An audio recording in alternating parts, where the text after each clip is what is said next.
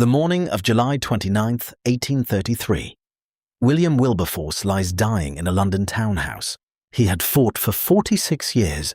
He introduced his first abolition bill in 1791 and lost by 163 votes to 88. He lost again and again, 12 consecutive years of defeat. But 3 days ago, Parliament finally voted to abolish slavery across the British Empire. He will never see it take effect. The law comes into force on August 1st, 1834. This morning, William Wilberforce is dying. To understand the weight of this moment, we have to go back to 1759, to Yorkshire, where a wealthy merchant's son was born who would give his entire life to one impossible cause. In 1780, William Wilberforce was 21 years old. He was born into immense wealth, the heir to a Yorkshire merchant fortune. He was brilliant, charming, a magnificent singer, and the life of every London society party. That year, he was elected to Parliament as one of its youngest members. He was instantly propelled into the inner circles of British power. His closest friend from Cambridge University was William Pitt the Younger. Within 3 years, Pitt would become the youngest Prime Minister in British history. Wilberforce had the world at his feet. He could have chosen any path, a cabinet position, a peerage, a life of idle luxury. Instead, something happened that altered the course of human history.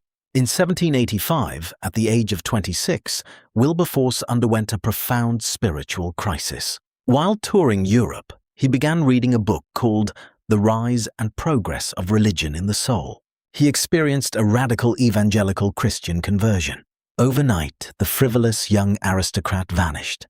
Wilberforce began rising early for prayer, scrutinizing his own character and questioning his purpose.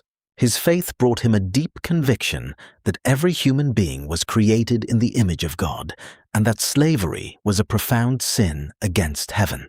He looked at the brutal, corrupt world of London politics and felt a deep disgust. He seriously considered resigning from Parliament to become a clergyman. If he had, the abolition movement might have stalled for a generation. But Wilberforce sought the advice of an older man, a man with a dark past. John Newton was an Anglican clergyman in London. But decades earlier, he had been the captain of a slave ship. Newton had overseen the torture and transport of thousands of enslaved Africans. He had eventually repented, abandoned the trade, and penned the hymn, Amazing Grace. Wilberforce went to Newton, expecting to be told to leave politics and serve the church. Instead, Newton gave him a different command. He told Wilberforce that God had placed him in Parliament for a reason. God has raised you up for the good of the church and for the good of the nation, Newton said. 2 years later, in 1787, Wilberforce wrote in his journal, God Almighty has set before me 2 great objects, the suppression of the slave trade and the reformation of manners. The die was cast. Wilberforce joined the newly formed Society for Effecting the Abolition of the Slave Trade. The society had been created primarily by the Quakers, a Christian group who had pioneered the anti-slavery fight for decades on theological grounds. Because Quakers were barred from serving in Parliament, they desperately needed an Anglican insider like Wilberforce to be their voice. He would be their voice in the House of Commons. In 1788, Wilberforce fell desperately ill. His doctors told him he had weeks to live. Prime Minister Pitt had to step in and introduce an early abolition motion on his behalf. But Wilberforce survived. On May 12, 1789, he finally stood in the House of Commons. For 3.5 hours, he spoke. He did not rely on emotion. He relied on devastating, cold facts. He detailed the exact dimensions of the slave ships, the suffocation, the disease, the mortality rates. He described the stench of the holds and the tearing of families on the auction block. He indicted the entire British Parliament. We can no longer plead ignorance, he declared. We cannot turn aside. It was hailed as one of the greatest speeches ever delivered in Westminster. But a great speech does not change a corrupt system.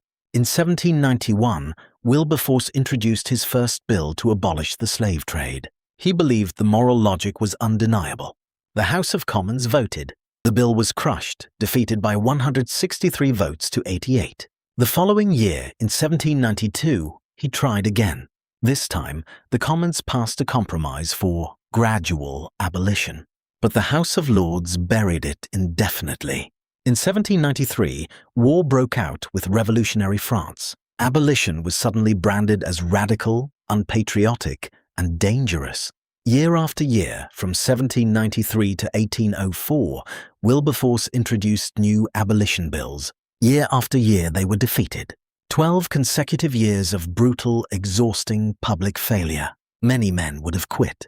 Wilberforce did not. The opposition he faced was terrifyingly powerful. They were known as the West India Lobby. They were absentee plantation owners, sugar merchants, and shipping magnates. They were the wealthiest men in Britain, and they owned dozens of seats in Parliament.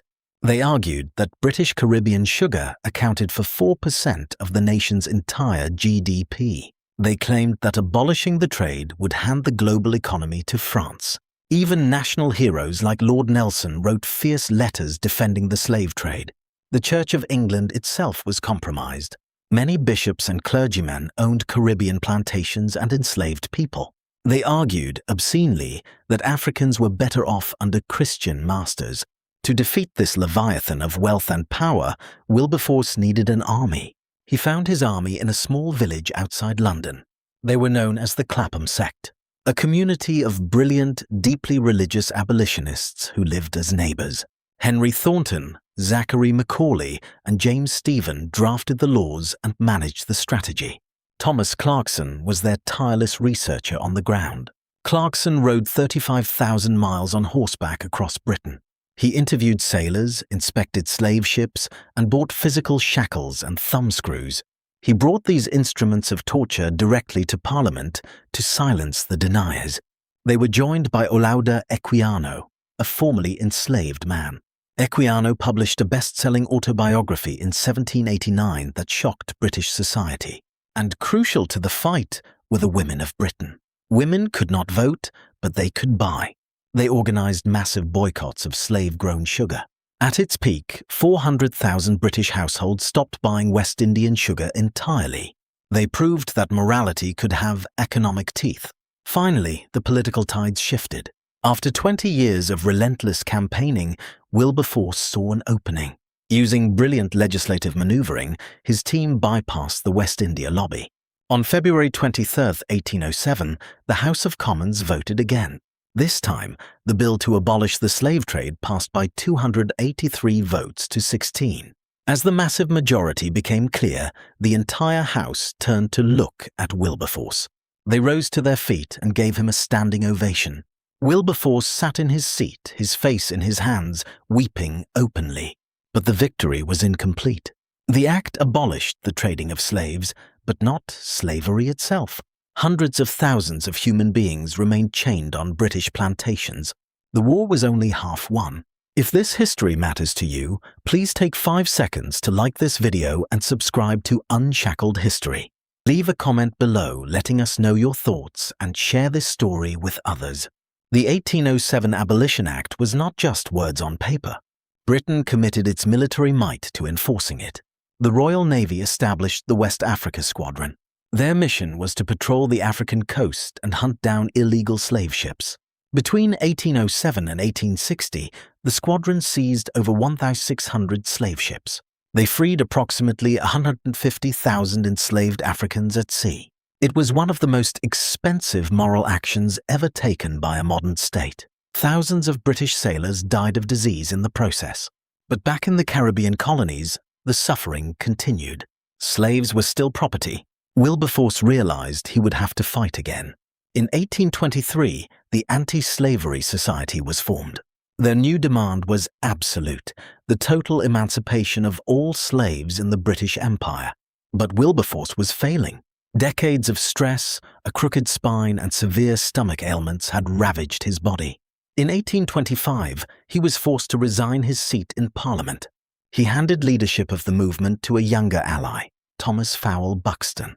From his retirement, Wilberforce continued to advise, write, and pray. As the 1830s dawned, a massive slave rebellion broke out in Jamaica. The brutal British suppression of the revolt horrified the public. The momentum for full emancipation became unstoppable. By the summer of 1833, a new Slavery Abolition Act was before Parliament. Wilberforce was dying.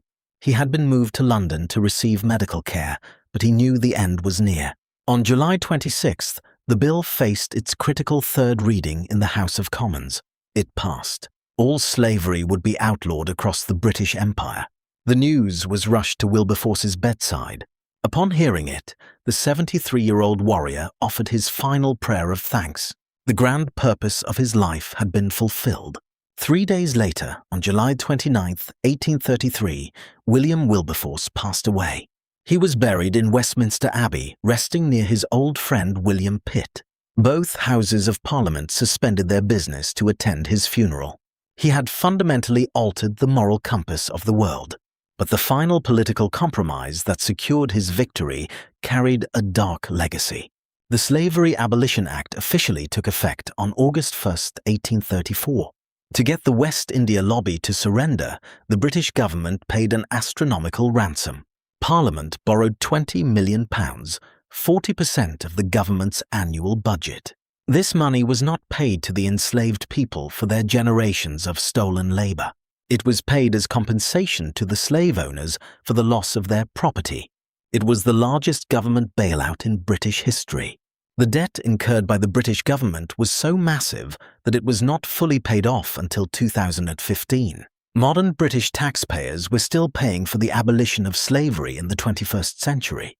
William Wilberforce's victory was monumental, but the price of freedom was staggering.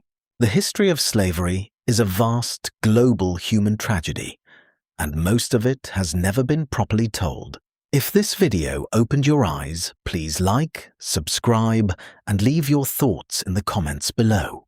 Click the next video on your screen to keep uncovering the history that was hidden from you.